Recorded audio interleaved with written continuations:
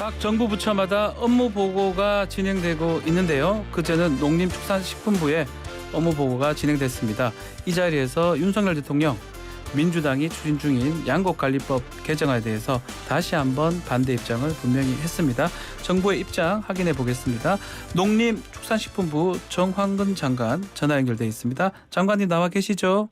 네, 안녕하세요. 네, 새해 복 많이 받으십시오, 장관님. 네, 변호사님도 복 많이 받으세요. 예, 감사합니다. 네. 자, 지난 4일 업무 보고가 진행이 됐더라고요. 또 이 자리에서 대통령께서 양곡관리법 개정안에 대해서 결코 우리 농업에 바람직하지 않다 입장을 밝혔는데요. 농림부도 같은 입장인가요? 물론이죠. 사실은 쌀이 지금 우리가 한 연간 20만 톤 정도 네. 만성적인 과잉 기조입니다. 근데 이제 지금 양곡관리법의 그 요점이 뭐냐면 네. 소위 그 남는 쌀은 전부 정부가 수매를 매입을 해줘야 된다 이거거든요. 네. 그렇게 되면은 사실 과잉 기조가 더 심화된다. 그렇게 되면 그거를 격리해야 되잖아요. 네. 처분해야 되는데 거기에 소위 필요하지 않은 재정이 과잉 투입이 되고 또 네. 정말 우리가 써야 될 분야가 많아요. 스마트팜, 청년농, 유통시설, 현대화 이런 데 이제 돈을 써야 되는데 네. 그런데 이제 문제가 생긴다. 그리고 더 중요한 거는 우리 농업인들이 이제 정부가 그렇게 해주면 가격이 좀 안정되고 더 올라갈 걸로 기대를 하시는데 전문가들, 전문기관 연구를 해보면 분석을 해보면 예. 과잉 기조가 고착이 되면 오히려 가격이 떨어진다는 거예요. 아하. 그러면 농가에도 도움이 안 되고 정부 재정에도 도움 안 되고 예. 농업 발전에도 도움이 안 되고 굳이 이런 일을 할 필요가 없다. 그러니까 쌀 가격은 우리가 정책적으로 수급 균형 쪽으로 맞춰줘야 되고 네.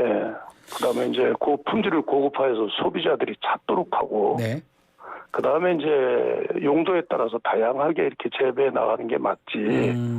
단순히 농업인들한테 계속 소비가 줄어드는 쌀을 그냥 재배하라는 시그널을 드리는 거는 우리 농업인들한테도 도움이 안 된다. 이렇게 보고 대통령께서도 아마 같은 생각으로 말씀을 하신 것 같고 저를 포함해서 농식품부도 당연히 그렇게 계속 주장을 해왔죠. 그러면 그 민주당이 지금 양곡관리법 개정안 지금 낸 거는 이 쌀값 폭락하는 걸 막고 농가 소득 안정적 유지하기 위해서 안전장치다 이렇게 주장을 하고 있거든요. 글쎄 이제 거기 저는 이제 동의를 못하는 거죠. 그 부분이 맞지 않다라고 보시는군요. 왜냐하면 우리 이제 농촌경제연구원에서 네. 두 차례에 걸쳐서 분석을 해서 발표를 했는데 민주당에서 생각하는 그런 취지대로 되는 게 아니고 아하. 오히려 과잉되는 물량이 더 많다. 그것도 계속 해마다 늘어나기 때문에 연간 1조 원 이상 격리를 해야 된다. 네. 그리고 오히려 가만히 놔두면은 연간 한 25만 톤 정도가 남는데 이렇게 의무화하면은 농민들이 오히려 더 심기 때문에 더 농작물을 만들기 때문에. 네. 벼가 제일 지금 재배가 우리나라 논 형태에서는 벼 이외에 다른 작물 심기가 굉장히 어렵습니다. 예. 벼는 더구나 기계화가 거의 100%돼 있고요.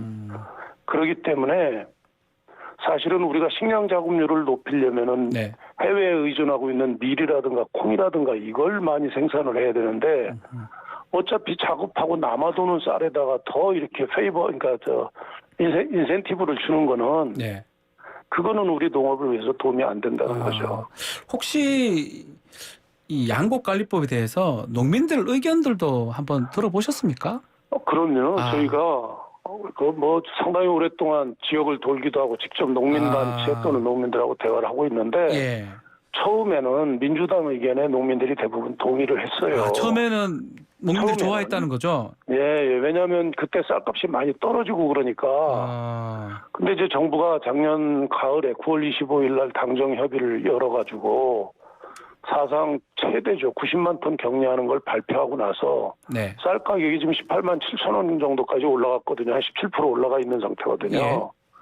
그다음에 또 이제 저희가 또는 연구기관에서 이렇게 되면 오히려 농가에도 도움이 안 된다. 정작 필요한 분야에 우리가 재정을 써야 되는데 이게 안 써도 될 굳이 이거 다른 정책으로 해서 그 균형을 맞추면 가격은 올라가게 돼 있는데 네. 이렇게 할 필요가 없다는 걸 이제 계속 설명을 드리니까 지금 농업인 단체들 중에서 상당히 많은 단체들이 재고해라. 재고해라. 예. 기자회견도 하고 그래요. 그러니까 예를 들어서 우리 후계자들로 중심이 되어 있는 제일 큰 단체가 한농연이라는 단체가 있거든요. 아하. 예. 거기서는 아주 공개적으로 예. 거기를 포함해서 우리 축산단체를 포함해서 지금 뭐 한 20여 개 단체입니다. 단체 수로는. 그리고 이제 일부 단체가 지금 민주당 안에 동의를 하는 거죠. 그 많은 단체가 오히려 반대하는 단체가 더 많다 이렇게 파악하고 반대 계시는 거예요. 내지는 재검토해야 된다. 지금 이대로 가면 안 된다.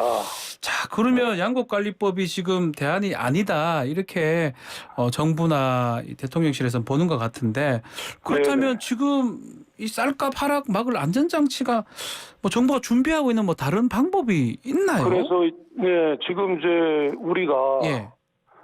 그동안 해방 이후에 쭉 식량 안보, 식량 작업률이 떨어졌어요. 지난해 그렇죠. 기준 44%까지 떨어졌거든요. 예. 근데 우리 정부에서 금년부터 이걸 올리겠다고 지금 이번 업무보고에서도 보고를 국민들께 드렸고요. 예. 그 구체적인 수단이 가루쌀이라는 거예요. 그러니까 농업인들은 예. 논에 벼를 재배할 수밖에 없는 상황인데 예. 이 밥쌀이 문제거든요. 우리는 남는 게. 예. 근데 이제 가루쌀이라는 품종이 지금 나왔는데 이거는 뭐냐면 벼는 벼인데 밀하고 비슷해요. 속이. 그래서 물에 보통 쌀은 물에 불려가지고 가루를 내거든요. 예. 밀은 그냥 빠면 가루가 되는 거고. 그렇죠. 예. 근데 이 가루쌀은 그냥 빻는 거예요. 그러면 그 밀에 가까운 쌀이네요. 그렇습니다. 겉은 쌀인데 제가 익산에 가서 우리 기자님들 모시고 가서 직접 보여드렸어요. 수확 현장. 손으로 이렇게 누르면 가루로 터져요. 그러니까 예. 이 가루쌀은 밥을 해서는 못 먹어요. 물을 붓는 순간 죽이 되기 때문에. 그럼 빵 같은 거 만들어야 됩니까? 아주 좋죠. 지금 빵으로는 지금 전국에 12개 업소가 하고 있고 예. 네, 금년에 지금 500톤 가까이 생산이 돼서 예. 이걸 가지고 이제 내년에는 지난해 500톤 생산돼서 금년에 지금 2,000헥타를 재배해요. 그럼 금년에는 10,000톤 생산이 됩니다. 예. 그러면 내년부터는 또 종자로 쓰면은 내년부터는 우리가 수요만 있으면 원하는 만큼 생산할 수 있어요. 그래서 이제 금년에는 예. 지난해 생산된 거를 그 식품 기업들하고 이렇게 공동으로 연구를 해서 예. 빵하고 쿠키 같은 건 이미 다 케이크 같은 건 다 돼 있고 맛이 밀보다 더 맛있어요. 밀빵보다. 예. 일반 쌀을 생각하시면 안 되거든요. 이거는. 그래서 이제 국수 면 쪽으로 확대를 할 건데 그렇게 되면 농업인들 입장에서는 벼는 벼인데 똑같은 벼인데 심는데 네. 용도의 차이가 있기 때문에 밀가루를 대체할 수 있고 또 하나 좋은 거는 우리가 경제 면적이 굉장히 좁잖아요. 1인당 90평밖에 안 돼요. 지금 우리나라는. 그래서 식량의 대부분을 외국에 의존하고 있는데 식량 작업률을 높이는 유일한 방법은 우리 2번 농사를 짓는 거잖아요. 땅이 좁으니까. 이모작이라고 그러는데 지금은 밀하고 우리 밥쌀용 벼는 이모작이 어려워요. 이게 밀 수확기하고 모내기 시기가 겹치기 때문에 안 되는데 이 가루쌀은 모내기를 한 달 늦게 해요. 6월 말에 합니다. 10월 초하고. 이모작이 그러니까 가능하네요. 이모작 할 수 있어요. 가능하네요. 예. 그래서 식량 작업률을 우리 정부가 이제 50% 이상 높이겠다고 이번에 발표를 했죠. 그러니까 가루쌀이라는 매개체를 활용을 하면 밥쌀용 수급도 맞추면서 밀가루 수요도 소비도 줄일 수 있고 대체해서. 그렇죠. 네, 뭐 밀하고 이게 일반화되려면 시간이 좀 많이 걸리지 않습니까? 당장 제가 말씀드린 대로 금년에 2,000헥타고 내년부터는 수만 헥타도 심을 수 있어요. 그러니까 그리고 만약에 금년에 또 대풍이 들어서 쌀이 남아돈다면 작년처럼 일시적으로 격리할 거예요. 격리할 거고. 그러니까 농가에는 전혀 피해가 없다. 그리고 내년부터는 수급 균형을 가루쌀을 가지고 맞출 수 있다 이거죠. 세계에 하나밖에 없는 품종이에요, 이거는. 지금 그럼 가루쌀로 좀 위기를 좀 극복하겠다 이렇게 정부는 보시는 건요? 네, 식량 작업률도 50% 이상 올리겠다는 게 지금 정부 목표고요. 알겠습니다. 자. 그 얘기는 그 정도 하면 될 것 같고요. 설령 말씀하십시오. 네, 변호사님 그래서 하나 더 기왕이면 가루쌀 재배를 촉진하기 위해서 전략작물 직불제를 금년에 도입을 했어요. 그 부분도 한번 질문을 드려볼게요. 그래서 1헥타에 밀 심고 가루쌀 심으면 1헥타에 250만 원을 지금 현재 직불제에 추가해서 드리도록 그렇게 돼 있습니다. 아, 돈을 준다. 예. 그럼요. 예. 그러니까 유인책이 있죠. 예. 예. 그럼 지금 그래서 전략작물 직불제 이 가루쌀 말고도 지금 대상 품목이 어떤 밀도 품목들이 있습니까? 있고 밀 심었다가 콩 심어도 되고 예. 그다음에 밀 심었다가 논에 벼하고 똑같은 총채벼라는 게 사료용 벼가 있어요. 예, 벼도. 그걸 예. 심으면 헥타당 430만 원을 지불을 해드릴 겁니다. 아, 밀은요? 그렇게 해서 어떤 밥살용 면적을 줄이겠다. 밀은요? 밀이나 콩. 밀은 저기 50만 원이 50만 나갑니다. 원 겨울에 주고. 밀은 겨울에 심는 거니까. 아, 헥타당 50만 원? 네. 예, 1헥타가 3,000평입니다. 예. 50만 원 네. 정도 지급할 수 있다. 예. 네, 네. 그리고 이제 겨울에 밀을 심고 특히 전북의 김제 이런 데는 벼 대신 콩을 많이 심고 있거든요. 논에다가. 예, 예. 거기는 헥타당 250만 원이 지급이 되는 겁니다. 아, 그러면 딴 사람 이제 이 농민들도 그냥 쌀이 아닌 다른 농사가 가능해지고 이것은 그렇죠. 식량 자급률하고도 또 맞아떨어지니까 아주 그렇죠. 긍정적이게 왜냐하면 보시는 거군요. 밀은 우리가 99%를 해외에서 수입하죠. 수입을 해다 먹고 예. 있고 예. 콩은 뭐 75% 정도 수입을 하고 있거든요. 네. 그러니까 그거를 남는 쌀을 더 생산하는 것보다는 네. 부족한 밀하고 콩을 생산해야 우리 식량 자급률이 올라갈 거 아닙니까? 네, 네, 네. 그렇게 정책을 펴겠다는 겁니다. 알겠습니다. 대부분의 농업인들께서도 찬성을 하고 계십니다. 알겠습니다. 네. 자, 네. 지난 4일에 농식품부가 설 연휴 대비해서 수급 안정 대책 발표를 했는데요. 네, 이 서민들의 장바구니 부담 줄일 수 있는 방안 있는지 소개 좀 부탁드리겠습니다. 예, 예. 그러니까 기본적으로 그 작년도에 해외 공급망 교란, 그다음에 농자재 값 상승 이런 걸로 인해서 물가가 사실 상당히 많이 올랐었잖아요. 예. 근데 그중에 이제 농축산물 물가는 8월 달 정점으로 해서 쭉 하향 안정이 되고 있어요. 네. 그래서 이번 설에도 전체적으로 농축산물 물가는 걱정은 안 하셔도 됩니다. 안 하셔도 되는데 어쨌든 이걸 안정적으로 끌고 가기 위해서 네. 보통 평년보다 그러니까 평월에 이렇게 공급하는 것보다 50%를 더 공급을 하고요. 네. 10대 성수품이라고 해서 설에 많이 소요되는 농산물, 축산물입니다. 그렇게 하고 이제 전통시장이라든가 이런 대형마트 이런 데서 그 일시에 1월 5일부터 그러니까 오늘부터네 어제부터인가요? 그렇죠. 1월 5일부터 예. 25일까지 기간을 정해놓고 그 할인 쿠폰을 161억 원의 정부 예산, 예. 그 다음에 대형마트 같은 경우는 자기들이 10 내지 20%를 자체적으로 할인하겠대요. 예. 그래서 품목별로 한 30에서 40% 이렇게 할인하도록 돼 있습니다. 그리고 이제 전통시장을 많이 활용하는 우리 고령층들, 네.